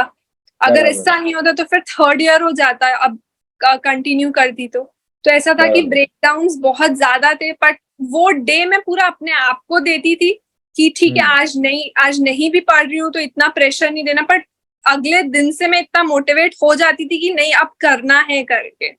मतलब डीमोटिवेशन का तो कोई चांस ही नहीं है, क्योंकि सर और कोई ऑप्शन ही नहीं था, यही करना था। यही करना, ठीक है। अच्छा, सोसाइटी में ऐसे कुछ अपने को सुनने को मिले फैमिली से या फ्रेंड से, ये क्या कर रही है मैं, कब तक करेंगी, बहुत डिफिकल्ट है, ऐसा है वैसा, ऐसा कुछ? हाँ सर, वो तो था, पर मैं सब चीजों को इग्नोर करती थी। मैं काफी कट ऑफ भी हो गई थी चीजों से, क्योंकि इफ जो चीज मुझे डिमोटिवेट करती थी मैं वहां एकदम ही कट ऑफ हो जाती थी वो चीज से। मैं सिर्फ अपना पढ़ाई में ही फोकस करती थी, और था जब रिजल्ट आएगा तब मैं सब कर लूंगी। सही है, सही है। अच्छा, लाइक मैं काफी सारे, जैसे अभी अपने भी सीनियर है जो बेचारे लास्ट ईयर फेल हुए, तो फील आ गया था क्या महक कि इस साल हो जाएगा? सर, मैं जब 2021 में प्रिपरेशन स्टार्ट की थी तो मैंने टारगेट सेट किया था, मुझे इस साल बस प्री क्लियर करना है करके, मुझे मेंस में बैठना है। को प्रीलिम क्रैक हाँ, मेरा ये, क्योंकि जब मैंने चालू की थी प्रिपरेशन तो ऐसा था एग्जाम्स आ ही गए थे, नेक्स्ट मंथ से एग्जाम, तो 1 मंथ में था कि मैं कितना कर लूंगी, बट मुझे प्री क्लियर करना है। सबसे पहला प्री एसबीआई क्लरिकल का था, तो उसमें मुझे 66 स्कोर आया था प्री में। तो मेरे को था 1 मंथ में मैं इतना कर ली हूँ तो अब तो आगे मैं कर ही लूंगी। पर धीरे धीरे कोई प्री नहीं हुआ। फिर जब प्री निकला तो मैंने प्री मेंस में जाके देख लिया था ये मेंस ऐसा होता है करके। तो मेरे को था, मेरे को 2022 में क्लियर करना है। लेकिन सर धीरे धीरे कोई एग्जाम्स नहीं हो रहे थे तो काफी डिमोटिवेट हो चुकी थी मैं कि इस साल शायद नहीं होगा, बट IBPS PO में फिर फाइनली हो ही गया। अच्छा, IBPS PO का मेंस दे के आने के बाद क्या फीलिंग थी हमारी? सर मेरा पेपर ऐसा बहुत अच्छा गया था IBPS PO मेंस का, लेकिन जो कॉन्ट्स था ना, मुझे बस एक डर था कि मेरा कॉन्ट्स का सेक्शनल क्लियर नहीं होगा। मेरा बहुत ही गंदा गया था क्योंकि कॉन्ट्स मैं बहुत ही मार्जिन, हाँ काफी डेंजर भी आया था। मैं एकदम मार्जिन का बना के आई थी, तो ऐसा था कि अगर मेरे को था कि मुझे 3-4 नंबर भी मिल जाए तो बहुत ज्यादा हो जाएगा। तो मेरे को, हाँ सर, वो बहुत, मेरे को बस वही डर था कि इफ मेरा कॉन्ट क्लियर हो जाएगा तो मेरा टोटल, तो मैं बहुत कॉन्फिडेंट थी कि मैंने बहुत अच्छा किया है पेपर। ऑलराइट। और एक क्वेश्चन की जनरली लड़के करंट अफेयर में एक चीज का मिस्टेक करते हैं कि बहुत ज्यादा पढ़ते भी है एंड उस सब चक्कर में ना काफी ज्यादा क्वेश्चन गेस भी करके आते हैं। तो क्या मुझे बता सकते हो, आपको 16 पॉइंट समथिंग मार्क्स मिले या 16 मार्क्स मिले? आपने कितने क्वेश्चन टिक किए थे? सर मैं कुछ 21 क्वेश्चंस की थी। अच्छा, तो उसमें से हमारे 2-3 क्वेश्चन रॉन्ग हो गए। हाँ 21-22 अप्रोक्स ऐसी क्वेश्चंस करके आई थी मैं। यानी जो मुझे परफेक्ट लग रहे थे वही।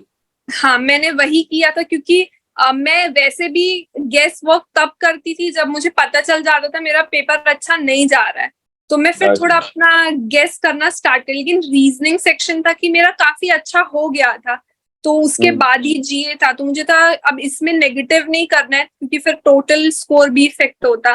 तो मैं, और इस बार का GA इजी भी था, मतलब मुझे ऐसा लगा कि काफी क्वेश्चन ऐसे थे जो पढ़े हुए थे। अच्छा, यानी IBPS PO में जो करंट अफेयर आया था वो पहचान का आया? हाँ मेरे तो पहचान का था। इनफैक्ट क्लेरिकल से इजी मुझे PO का करंट अफेयर्स लगा था। ओके, ऑसम, बहुत बढ़िया, ठीक है। अच्छा, जो अभी फ्रेशर प्रिपरेशन को शुरुआत कर रहे हैं, वेल, आपका वीडियो मैं एक हाँ मोबाइल सर, स्विच ऑफ हुआ? हाँ सर मोबाइल से ही है। एक मिनट, नहीं, वीडियो नहीं दिख रहा है आपका। एक मिनट सर, एक हाँ मिनट। हाँ।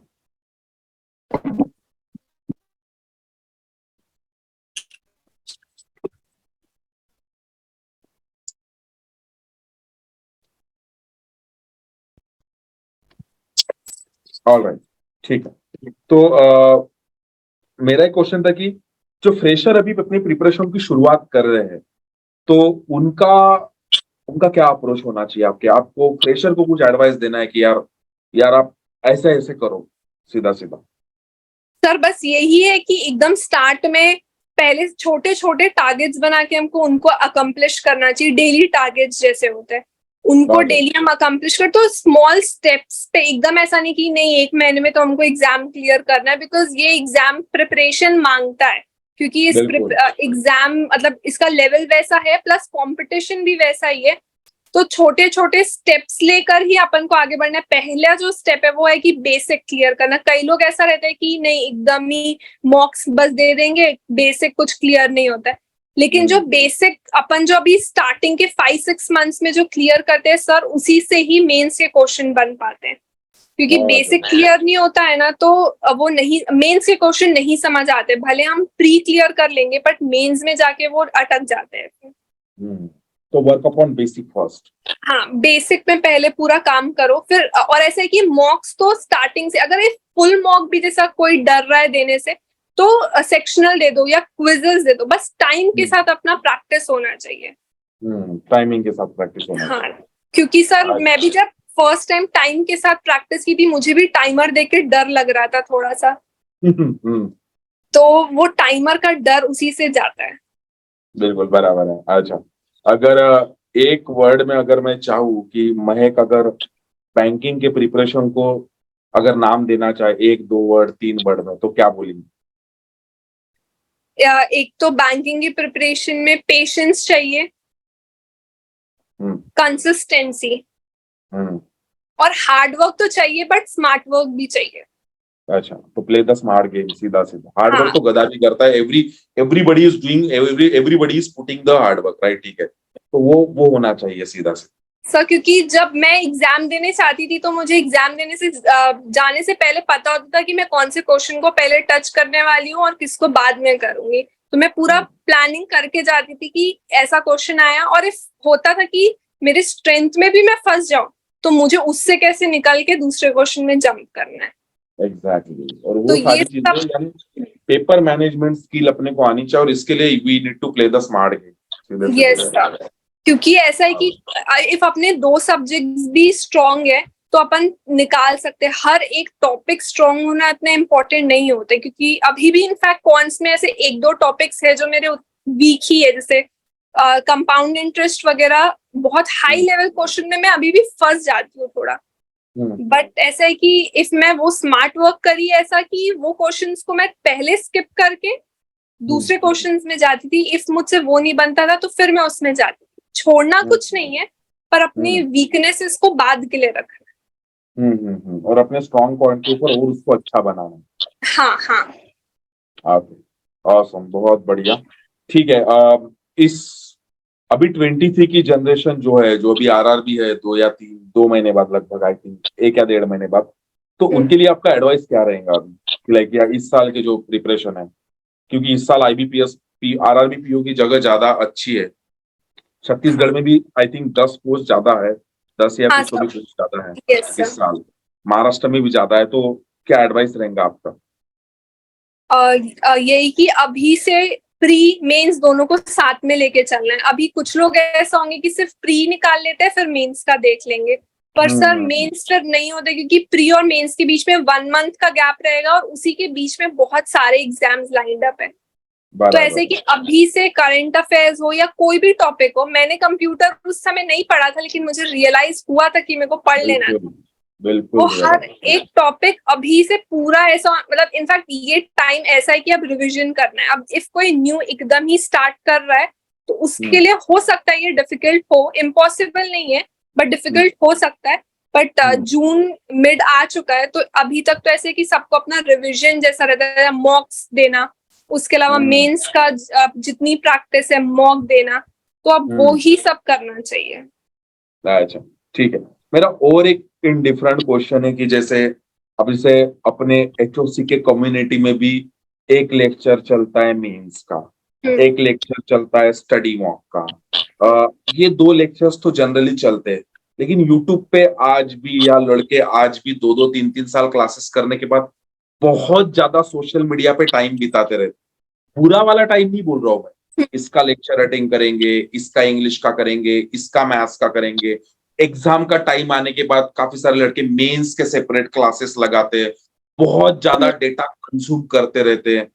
तो ये क्या दिस इज गुड आइडिया और इसका सब्स्टिट्यूट, बिकॉज मुझे नहीं लगता Mayank has done these kind of things. Mayank या कोई भी जो कम्युनिटी के भी लड़के, वो तो ऑन स्पॉट ये चीजें नहीं करते, लेकिन जनरली लड़के करते कि एग्जाम के टाइम पे भी बहुत ज्यादा डेटा कंज्यूम करते रहते सोशल मीडिया का। तो आपका इन स्टूडेंट्स के लिए क्या एडवाइस है कि व्हाट्स द वे दैट, जैसे फॉर एग्जांपल जैसे कोई रोज सुबह उठा के इंग्लिश पढ़ा रहा है, जैसे every single day I am also teaching the English, ठीक है, लेकिन सोशल मीडिया पे एक कंप्लीट रोड मैप मैंने 100 डेज का ऑलरेडी इंग्लिश पढ़ा दिया है, फिर भी लड़के आज भी किसी को 2 महीने से 3 महीने से 4 महीने से, I would say 5 month 6 month से किसी का रोज जाके इंग्लिश का लेक्चर कर रहे हैं, या कोई रोज पजल पढ़ा रहे तो उसका लेक्चर कर रहा है, कोई मैथ्स के लेक्चर करते जा रहा है। तो इसका रेशो अपने को कब तक रखना है, या फिर मैक्सिमम लड़के करते ही रहते हैं? तो क्या ये मिस्टेक है या इसका क्या सही तरीका क्या हो सकता है, मैं आपके हिसाब? हाँ सर, ये एक मिस्टेक ही है क्योंकि हमारा टाइम ही वेस्ट होता है इससे। तो जो इनिशियल फेज होता है हमारे प्रिपरेशन का, जब हम पढ़ते हैं 5-6 मंथ्स ऐसा होता है कि उसमें पूरे बेसिक क्लियर हो जाते हैं। तो हम अगर वो सब वीडियोस तभी कंप्लीट करके नोट्स बना ले और हम उसी से रिवाइज कर ले तो वो ज्यादा बेटर है। बार बार वीडियो देखने से बहुत ज्यादा टाइम वेस्ट होता है, और मुझे ऐसा लगता है कि 1 या 2 मेंटर काफी है। 1 या 2 इफ अपन चैनल भी फॉलो कर रहे हैं या किसी को भी फॉलो कर रहे हैं, वो मोर देन इनफ है। अपन को हर एक चैनल में नहीं जाना चाहिए, बिकॉज सबका वे ऑफ टीचिंग काफी अलग है। मुझे समझ ही नहीं आता था बहुत सारा वे ऑफ, कई लोगों का वे ऑफ टीचिंग, क्योंकि मेरा एक कॉन्सेप्ट बन चुका था कि ये इसी वे में होता है। थर्ड पर्सन का एक अलग वे था, तो मैंने ऐसा कभी नहीं किया था। जब मैं बेसिक क्लियर कर रही थी तब मैंने एक बार वीडियो देख लिया था, बस मैंने नोट्स बना लिए थे उसके, मैं उसी को फॉलो करती थी। awesome. तो बहुत जबरदस्ती हमको। और लाइफ में मेंटोर मैटर करता है या नहीं करता? सर बहुत ज्यादा मैटर करता है, क्योंकि काफी सारे ये सभी के लिए, कोई भी फील्ड से हो उनके लिए ये न्यू ही है, क्योंकि बीट अ कॉमर्स, इंजीनियरिंग, कहीं से भी कोई भी फील्ड से आ रहा है, सबके लिए न्यू है ये चीज जो अपन यहाँ पे पढ़ रहे हैं। और एक्चुअली न्यू नहीं बोलूंगी, बट यहाँ पे जो जिस वे से हमको पढ़ना है वो सबके लिए न्यू है, क्योंकि कंपटीशन है यहाँ पे, बहुत डिफरेंट वे चाहिए उस चीज को पढ़ने का। लाइक अपन जो स्कूल में पढ़ते थे वैसा ये नहीं है। तो सर मेंटर चाहिए गाइड करने के लिए, क्योंकि बहुत सारे पॉइंट्स ऐसे आते हैं जब हमको नहीं समझ आते कि नेक्स्ट स्टेप क्या होगा, या हमको ये पढ़ना चाहिए कि नहीं पढ़ना चाहिए। तो वो सारी चीजें स्मार्ट वर्क करने में बेसिकली एक मेंटर ही काम आता है। बहुत जबरदस्त चीज है। ठीक है, ऑलराइट। तो हमारे लिए अगर गिनती के पॉइंट बोलेंगे तो एक जहां से ओवरऑल कंक्लूजन ये निकलता है कि एक तो सब्जेक्ट के बेसिक के ऊपर ज्यादा काम करो, पॉइंट नंबर 1। पॉइंट नंबर 2, मॉक्स को जितना जल्दी हो सकता है शुरू करो। जैसे अपने कम्युनिटी के लड़के तो बहुत जल्दी शुरू कर लेते, बिकॉज 21 डेज के अंदर अपन उनको एक्टिवेट कर देते सीधा सीधा, और उनके हिसाब से अपन ने टेस्ट सीरीज भी बनाई है, और लाइव वाला चैलेंज तो अपने लेवल में अलग जाता है। पॉइंट नंबर 3, कि जितना जल्दी होता है प्रीलिम्स के साथ मेंस के कॉम्बिनेशन खींच के ला लो, सीधे बढ़ना। पॉइंट नंबर 4 की करंट अफेयर को डोंट वेट फॉर इट, उसको रेगुलर में लेके चलो। पॉइंट नंबर 5, अगर आपका फोकस आरआरबी है तो भैया उसका कंप्यूटर अवेयरनेस बहुत जल्दी शुरू करो। ठीक है, तो these are some conclusions. And point number और एक अगर ऐड करूं तो जैसे महक के कंक्लूजन से एक चीज निकल रही है कि टाइमर के साथ प्रैक्टिस, जो मैं हमेशा बोलता हूँ कि विदाउट टाइमर आप चीजों को आगे नहीं बढ़ा सकते। ठीक है, एंड पॉइंट नंबर और एक जो महक ने मेंशन किया कि इट इज नॉट नेसेसरी कि आपको सारे टॉपिक आने चाहिए, लेकिन apart from that, on top of that, she added one more thing कि उस टॉपिक को आप छोड़ो भी मत, करके रखो, लेकिन उसका आप लगे तो रेशो डिफाइन कर सकते हो कि अगर ये मुझे डिफिकल्ट लगता है, अगर ये एग्जामिनेशन में इजी आ जाएगा तो मैं इसको सॉल्व कर लूंगी, एंड अगर मेरे लेवल के ऊपर का है तो मेरे पास दूसरे क्वेश्चन भी अवेलेबल। बिकॉज गाइज ये जो पॉइंट महक ने ऐड किया ना, बहुत जबरदस्त पॉइंट है। एक्चुअली कॉम्पिटेटिव एग्जामिनेशन में क्या होता है, जनरली लड़के ग्रेजुएशन वाला फंडा यूज करते हैं कि मैंने 5 चैप्टर कर लेना है, मुझे 5 जमते, मुझे 5 नहीं जमते, इसको मुझे स्किप करना है। लेकिन आपने जो 5 चैप्टर्स कॉम्पिटेटिव में किए, इसके ऊपर अगर डिफिकल्ट क्वेश्चन आ गए तो क्या करोगे? एंड जो आपने स्किप किए, जो आपको नहीं बनते, उसके ऊपर इजी क्वेश्चन आ गए तो फिर तो आपको पछतावा भी होगा, यार शिट, काश कर लिया रहता। सर क्योंकि प्रोबेबिलिटी बहुत लोग छोड़ के चले जाते हैं, लेकिन मेंस में कई बार वो काफी ज्यादा मार्क्स का पूछता है। एग्जैक्टली प्रोबेबिलिटी हो गया, पीएनसी हो गया, उसके बाद मेंसुरेशन हो गया, एक आधी फार्मूला बेस्ड क्वेश्चन। लेकिन सर इस बार काफी क्वेश्चंस पूछे थे ये सब टॉपिक से। ठीक है, तो मेरे हिसाब से अब ये तो इतने बड़े लेवल पे हर कोई कवर भी करता है, आई डोंट नो, लेकिन मैंने तो बहुत बड़े लेवल पे इसको इस साल भी कवर करके रखा है। मेंसुरेशन तो करीबन 100 क्वेश्चन के आसपास डिस्कशन भी है हर एक टॉपिक के ऊपर। तो मेरा भी आप लोग का एडवाइस है, guys if you have enough time, don't skip any topic, learn from a guy. अगर ए से नहीं समझता है तो लर्न फ्रॉम बी गाय, क्योंकि टॉपिक कवर करना तो आप कर सकते हो। आपको जिसके साथ, जैसा महक ने बोला, टोन बन गई तो काम बन गया। कम्युनिटी का बच्चा है तो ऑलरेडी मेरे कम्युनिटी से कर ही रहा है चीजें, लेकिन अदर देन दैट सीख के रखो चीजें। माइंड में स्कीप वाला फंडा मत लाना, अगर आपका लॉन्ग टाइम ऑलरेडी प्रिपरेशन चला हुआ है तो। ठीक है, well thank you so much. Like महक, और कुछ चीजें ऐड करना चाहोगे? क्या लगता है सर कि यार स्वप्निल सर, मुझे ये एक चीज बहुत ज्यादा लग रही है, आपने जो क्वेश्चन नहीं पूछा उसके ऊपर भी ऐड करने, ऐसे कुछ? नहीं सर, नहीं लग रही है। शायद नहीं मैंने सर, एक चीज ऑलमोस्ट। आपके बारे में ये सुना था कि आपका एक पेपर में मेंस देना नहीं हुआ था क्योंकि आप कुछ तो भी ट्रेन का पटरी आड़ा आ गया था, ऐसा कुछ, ट्रेन के पहले या ट्रेन के, ऐसा कुछ हुआ था? हाँ सर, वो प्री में हुआ था कि अच्छा। समय टाइम से निकल गई थी, बट एक्चुअली वो गेट बहुत ज्यादा देर के लिए बंद हो चुका था। तो मैं किसी से लिफ्ट लेकर भी गई, पर मेरे को अंदर नहीं घुसने दिए थे। तो देखो यार, छोटी छोटी चीजें होती है, जल्दी निकल जाओ, पेपर के लिए, जल्दी निकल जाओ, या वो सारी चीजें आप ऑब्जर्व करो, तो वो एक एक्सपीरियंस अलग आया था। और सर और भी ऐसी चीजें होती है जैसे जो मैंने एग्जाम सेंटर में फेस करी है। कई लोग फॉर्म भरते टाइम भी गलती करते हैं, अपन जो अपना जहाँ पे सिग्नेचर डालना होता है ना, तो कई बार गलत फाइल डल जाती है सर, तो एग्जाम उनको नहीं देने देते हैं। तो ये भी होता है कि अपन इतना प्रिपरेशन कर रहे होते हैं लेकिन छोटी छोटी गलती होती है जो अपन एग्जाम नहीं दे पाते उस वजह से। बिल्कुल बिल्कुल। और ऐसे एक्सपीरियंस कुछ आए? मैं ये एक सर आ गया, वो एक बैटरी का तो मुझे सर पता है। सर इंटरफेस वाला तो बहुत दिक्कत रहता है, बट ऐसा है कि मेरे साथ मेंस में ऐसा हुआ है आरआरबी में पीओ और क्लरिकल की, मेरा इंटरफेस काम ही नहीं कर रहा था और टाइमर चल रहा है और मैं यहाँ से अच्छा। कुछ नहीं कर पा रही थी। फिर तो सर उसके हाँ सर, फिर मैंने वहीं पे बोला कि आप लोग कुछ भी करिए, इसको या तो बंद करके मेरा टाइमर रोक दो, क्योंकि सर बहुत इम्पोर्टेंट था वो पेपर मेरे लिए। बहुत इंपॉर्टेंट था, तो मोस्ट ऑफ द टाइम ये एक्सपीरियंस हम ना, मैं अक्सर लड़कों को क्या होता है कि घर में बहुत आराम से एकदम हाई क्वालिटी के टेस्ट सीरीज आज अवेलेबल है, जो लटकेंगी नहीं कुछ नहीं, या बीच में पॉज करके हम पानी पीने को भी जाएंगे, नहीं लेकिन सेंटर ऐसा नहीं होता है यारो। सर, ये सब नहीं करना चाहिए। एकदम स्टार्ट में मैं भी ऐसा करती थी कि पॉज कर लो, लेकिन सर वो पॉज से ना अपन का माइंड फ्रेश हो जाता है और अपन फिर बहुत अच्छे से दे पाते हैं। लेकिन अगर हम 2 सेक्शन दे दिए, सपोज रीजनिंग 3rd सेक्शन हम जा रहे, उस समय तक माइंड काफी एग्जॉस्ट हो जाता है, और अगर हम पॉज करके वापस स्टार्ट करते हैं तो बहुत फ्रेश माइंड से स्टार्ट करते हैं, तो उसको हम एनालाइज नहीं कर सकते अच्छे से। बहुत जबरदस्त। और मैं और एक पॉइंट, आप बोल दो। सर, तो मैं बस यही बोल रही थी कि जब अपन एग्जाम सेंटर में जाते हैं तो हमको अपना माउस अच्छे से मैं ऐसा करती थी जाके, अब हमको अपना पासवर्ड डालना होता था, तो मैं माउस से ही क्लिक कर करके उसमें जो पासवर्ड है वो चेक कर लेती थी कि माउस अच्छे से वर्क कर रहा है कि नहीं कर रहा है, क्योंकि अगर उसी समय पता चल जाता था कि नहीं कर रहा है तो मैं तुरंत अपना टाइम वेस्ट नहीं करते, उसी एग्जाम स्टार्ट होने से पहले ही माउस को चेंज करवा देती थी। तो आरआरबी, हाँ आरआरबी में मुझे समझ आ गया था कि माउस भी खराब रहता है, तो मैं हमेशा चेक कर लेती थी पहले ही, क्योंकि सर एक तो बहुत कम टाइम रहता है, प्री में तो बहुत ही कम टाइम रहता है उसमें, तो ऐसा है कि कोई भी चांस नहीं ले सकते कि मिस कर दे पेपर को पूरा।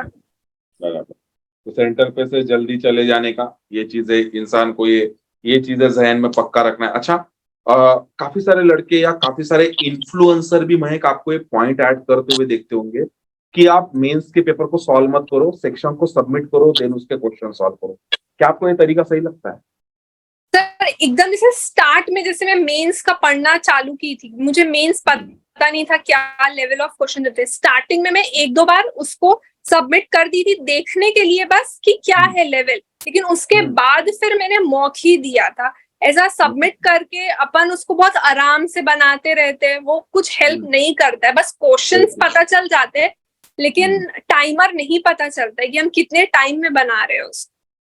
ये एक्चुअली मार्केट में काफी सारे स्टूडेंट इस चीज का मिस्टेक कर रहे हैं, और आज भी सर स्टार्ट में कर रहे हैं देखने के लिए पैटर्न ऑफ क्वेश्चंस तो ठीक है, लेकिन बाद में विद टाइमर ही करना चाहिए, कि एट द एंड जो टाइम का ही पूरा खेल रहता है वहां जाके। बिल्कुल यार। और मैं आपको एक बात बता रहा हूँ, दुनिया का कोई भी इन्फ्लुएंसर जो यूट्यूब पे पढ़ा रहा है, आप इससे पेड में कोर्सेज भी कर रहे होंगे, ऑनलाइन में ऑफलाइन में, बुरे नहीं है कोई, और आपको रॉन्ग गाइड नहीं करेंगे, लेकिन हो सकता है वो उनका खुद का एक्सपीरियंस। लेकिन ना जाने 50,000 प्लस लड़कों के वेबिनार ले चुका हूं मैं, एक कम्युनिटी रन करता हूँ एक ट्रेनर बन के। सब्जेक्ट का टीचर तो एक अलग है, आई टीच तीनों सब्जेक्ट, लेकिन उसके ऊपर ट्रेनर बन के लड़कों को तैयार करवाने का मेन काम है मेरा, तैयार करवाने का, उनको रिजल्ट तक पहुंचाने का और टिकट दिलाने का। तो यार मेरे एक्सपीरियंस से या मेरे कोई भी स्टूडेंट को भी जो सीनियर को पूछोगे, ये गलती है यारो। अगर आप, जैसा महक ने ऐड किया कि आप 1-2 पेपर में, जैसा आईबीपीएस पीओ का पैटर्न कैसा आता है, आप चेक करना चाहते हो, तो भैया मेरा तो कोई स्टैंडर्ड ही है, कर दो सबमिट 1-2। लेकिन अगर आप यही डिसीजन लिए हो कि बार बार आप सेक्शन को सबमिट कर रहे हो एंड देन उसके क्वेश्चन सॉल्व कर रहे हो, तो इसका मतलब आपको क्वेश्चन बैंक चाहिए, तो फिर आप पेपर में क्यों जा रहे हो भैया? क्वेश्चन बैंक तो आपको सोशल मीडिया पे यहाँ वहां पे काफी सारा मिल जाता है, तो वो मत करो। आपको टाइमर के साथ ही गेम खेलना पड़े। बहुत जबरदस्त पॉइंट आपने मैं ऐड किया, बहुत बढ़िया। काफी कुछ चीजें मुझे भी पता चली और अच्छी, एंड आई होप स्टूडेंट को भी काफी सारा हुक और काफी सारे इनपुट्स मिले होंगे। नाउ द पॉइंट इज यार, you have to implement everything properly. ठीक है, आपको हर वो चीज को बहुत अच्छे से इम्प्लीमेंट करना है, ताकि आपके जितने भी अभी एग्जामिनेशन जो लाइनअप है, आप उनको बहुत अच्छे से कर सको और बहुत अच्छे से आगे बढ़ा सको। ठीक है, तो मेरे हिसाब से अगर कोई भी आपको प्रॉब्लम लगता है, then let me know in the comment below कि आपने क्या सीखा इस एंटायर इंटरव्यू से। मैं एक वीडियो स्टार्ट कर देना, आपने एंटायर इंटरव्यू से क्या सीखा, क्या आपका टेक अवे रहने वाला है, एंड उसके अलावा भी if you guys have any kind of challenges, then do let me know in the comment below. आप मुझे चैट बॉक्स में बताओ, या मेरे डिस्क्रिप्शन बॉक्स में आपको टेलीग्राम ग्रुप का लिंक मिल जाएगा, आप उस टेलीग्राम ग्रुप को भी ज्वाइन करो, वहां से आप बिल्कुल बेनिफिट ले सकते हो। एक ऐसी कम्युनिटी है जहाँ पे ऐसा कोई एग्जामिनेशन नहीं है जिसके रिजल्ट नहीं बनते, तो मेरे सीनियर से भी आपको टच मिलते हैं। उसके अलावा आपको अगर कोई प्रिपरेशन का रोड मैप नहीं पता, तो आप मेरे वेबिनार भी अटेंड कर सकते हो, मेरे वर्कशॉप भी अटेंड कर सकते हो, उसके लिंक वगैरह भी आपको मिल जाते हैं। मैं ने भी वेबिनार ही अटेंड किया था, या मेरे कम्युनिटी में एवरी इंडिविजुअल जो ज्वाइन करता है वो वेबिनार और वर्कशॉप के थ्रू ही करता है, हम डायरेक्ट किसी को भी एडमिशन नहीं देते। ठीक है, well thank you so much महक। और कुछ चीजें या सब कुछ हो गया? हाँ सर, ऑलमोस्ट मेरी जो स्ट्रैटेजी रही है पूरे टाइम वो सब मैंने शेयर कर ही दी है। बहुत जबरदस्त। ठीक है ना, चलो, thank you so much, thank you, thank thank you. You, awesome. Alright, मैं अपना और एक इंपॉर्टेंट क्वेश्चन छूटा है कि जैसे आपने 3 इंटरव्यू फेस किया, राइट? ठीक है, जिसके अंदर एक आईडीबीआई का भी असिस्टेंट मैनेजर का था, उसके बाद आरआरबी का भी था, एंड आईबीपीएस पीओ का भी था। तो इन तीनों इंटरव्यू में आपका तो इंटरव्यू आईबीपीएस पीओ का तो अच्छा गया है, सीधे वर्ड में। तो मैं चाहता हूँ बुरे का एक्सपीरियंस, इन तीनों में से कोई ऐसा बुरा गया था, एवरेज गया था? ये सर, आरआरबी पीओ का इंटरव्यू मेरा बिल्कुल भी अच्छा नहीं गया था। वो मतलब ऐसा था कि जो चीजें मैं नहीं पढ़ के गई थी वो काफी ज्यादा स्टैटिक चीजें थी, लाइक मेरे स्टेट से रिलेटेड, उन यहाँ में कितनी सीट्स है, यहाँ के मतलब जो भी है यहाँ पे एमएलए, मतलब कलेक्टर, उनके बारे में पूछ लिए थे। तो वो सब मैं प्रिपेयर्ड नहीं थी कि वहां का कौन है एट प्रेजेंट। तो वो लोग वही बार बार पूछ रहे थे और मेरे फील्ड से रिलेटेड चीजें नहीं थी जो मैं प्रिपेयर करके गई थी ना। बैंकिंग से रिलेटेड था वो इंटरव्यू, और बीबीए से था, बट बीबीए से बहुत बेसिक 1-2 क्वेश्चंस किए थे। और उसके अलावा वो लोग यही सब मतलब अपने स्टेट के बारे में ही ज्यादा फोकस कर रहे थे। यानी नेशनल पावर प्लांट, हाँ मंदी, सर, मतलब जो के बारे में? हाँ, मतलब जो फेमस अपने होते हैं ये पॉलिटिक्स में जो रहते हैं अच्छा उनसे रिलेटेड। अच्छा, पर्सनालिटीज पॉलिटिक्स में अपने हाँ अपने स्टेट के हाँ जो हाँ पर्सनालिटीज है हाँ, जैसे उनके बारे में? कलेक्टर कौन है, और अच्छा उसके अलावा और भी ऐसी सारे क्वेश्चन थे जो पॉलिटिक्स से थे। मैंने सर को बोला भी कि सर मेरा इस साइड में इंटरेस्ट नहीं है और मैं नहीं पढ़ के आई हूँ, बट दे वर लाइक नहीं, पता होना चाहिए था। तो वो इंटरव्यू मेरा थोड़ा, मतलब थोड़ा नहीं सर, पूरा ही बिगड़ गया था। Okay okay. एंड असिस्ट, ये अपना आईडीबीआई का इंटरव्यू का एक्सपीरियंस कैसा?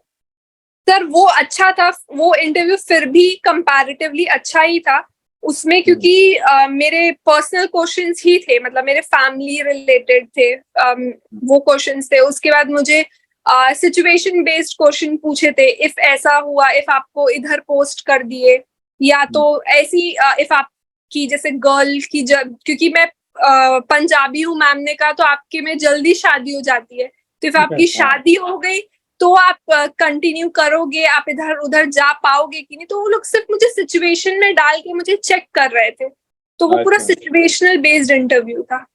Okay okay okay. And then talking about हमारा आईबीपीएस पीओ का इंटरव्यू कैसा? सर ये मेरा सबसे बेस्ट इंटरव्यू था सब में। इसमें क्योंकि जैसे ही गए तो लोग बेसिक पहले इंट्रोडक्शन वगैरह जो हर एक इंटरव्यू में रहता है वैसे ही स्टार्ट किए। उसके बाद मैंने एक्चुअली अपने ग्रेजुएशन के साथ बैंकिंग में सर्टिफिकेशन किया हुआ है, तो मेरा वो सर्टिफिकेट मैंने उनको दिखाया था और मेरी थोड़ी अचीवमेंट्स वगैरह भी थी। तो मतलब स्टेट गवर्नमेंट के अचीवमेंट्स वगैरह, तो उन्होंने वही सबसे ही मेरे से क्वेश्चंस पूछे, तो मैं उसमें काफी प्रिपेयर्ड थी वो सब के लिए। तो ये जो अचीवमेंट्स थे इनके बारे में हमने अपने इंट्रोडक्शन में मेंशन किया या कहाँ पे मेंशन किया आपने? सर मैंने इंट्रोडक्शन में नहीं, मैंने उनको सर्टिफिकेट दिया था। हम लोग को जो डॉक्यूमेंट सबमिट करने बोलते हैं ना अचीवमेंट्स के या एकेडमिक्स के, तो उसमें मैंने अपने सारे डॉक्यूमेंट्स दिए थे, तो उन्होंने वो सारे डॉक्यूमेंट्स देखकर मुझसे क्वेश्चन पूछा था। तो मेरे को ये लगता है कि अपनी बायो जो प्रोफाइल रहती वो भी थोड़ी अच्छी रहे, तो उधर से क्वेश्चंस बन सकते हैं। बिल्कुल बन सकते हैं, एग्जैक्टली।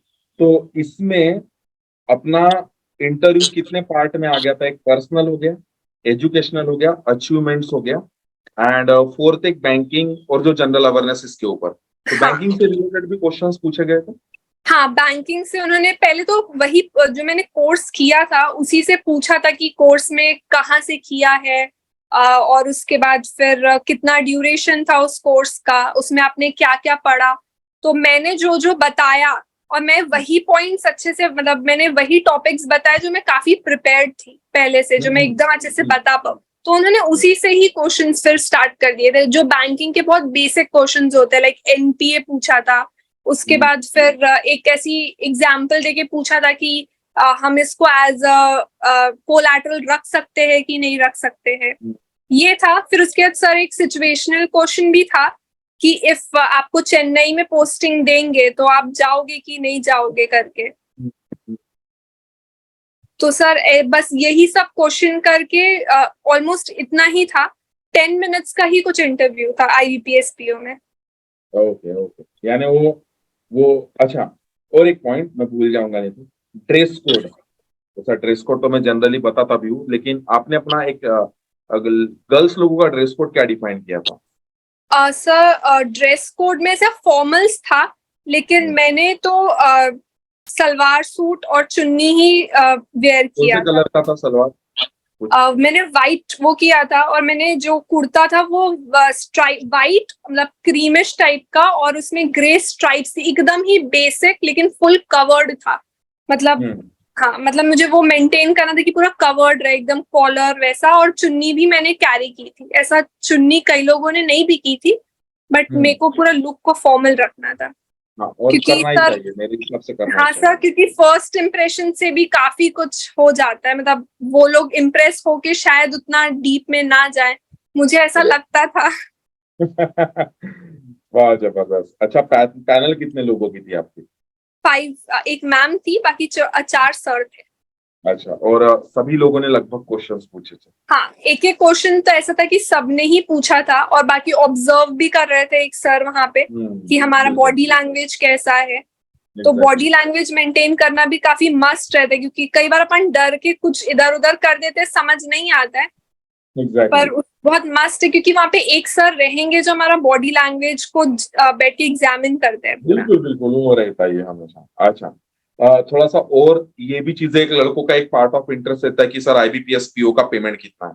तो अभी आपका 1 मंथ हो गया या होने का ही है? नहीं सर, अभी मैं 8 को ज्वाइन की थी, तो मुझे 1 मंथ की पेमेंट नहीं आई है अभी। मतलब मुझे सिर्फ 22 डेज की मिली है अभी। मुझे इस मंथ मुझे पूरी 1 मंथ की मिलेगी। तो 22 डेज की हमारी पेमेंट कितनी मिली?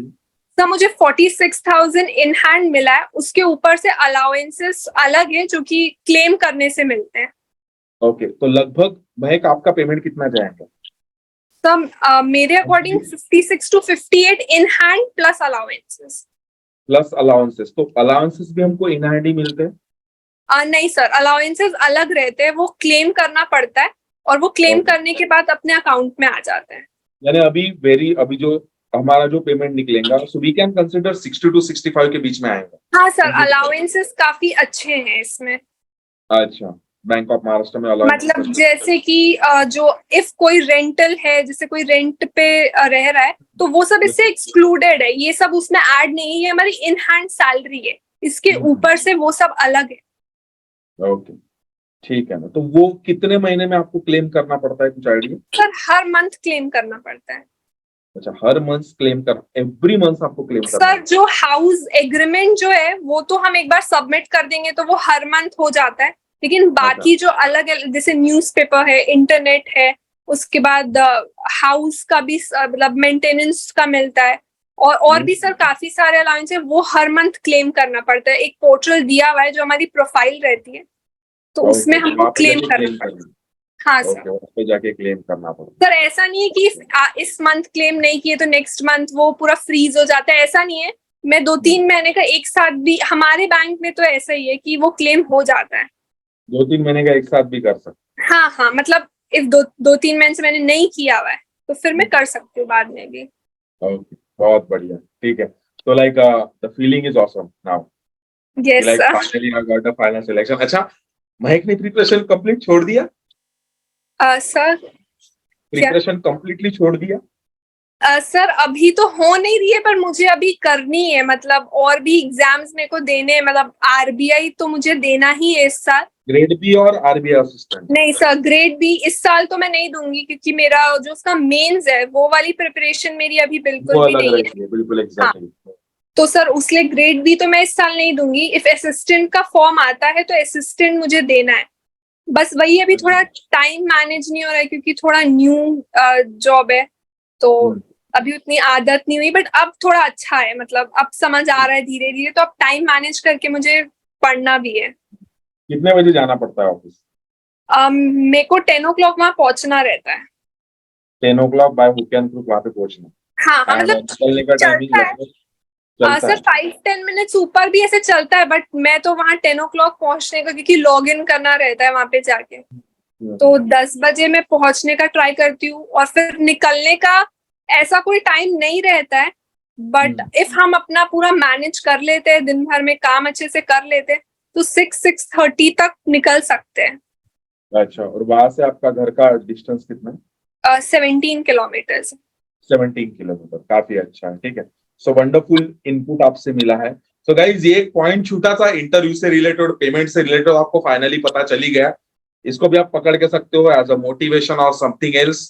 Now I'm just considering that every one of you, those who have watched this entire video completely, just let me know in the chat box and let me know in the comment below. Sir, अगला number मेरा भी आएगा और by hook and crook इस साल मैं भी result को फाइनलाइज करूंगा, ठीक है।